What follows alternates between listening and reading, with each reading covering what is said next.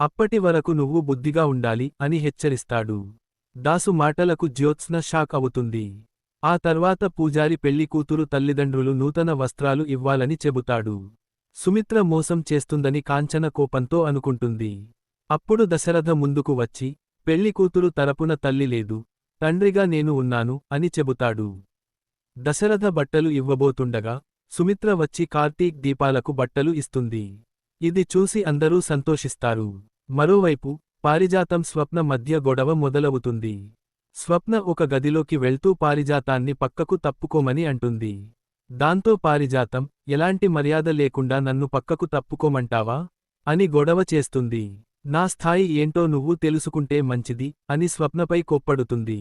బయట ఉండాల్సిన వాళ్లను ఇంట్లోకి రానిస్తే ఇలాగే ఉంటుంది అని నోరు జారుతుంది.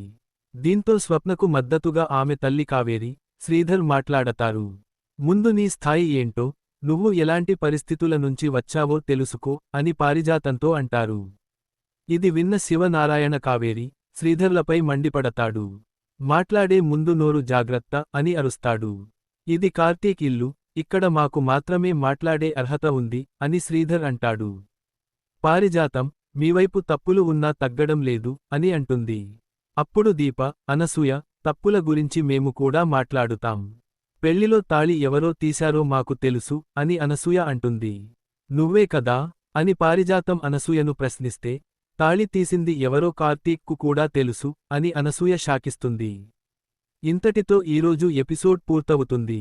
మరి రేపటి ఎపిసోడ్లో సుమిత్ర గుట్టు బయటపడుతుందా లేదా అనేది చూడాలి.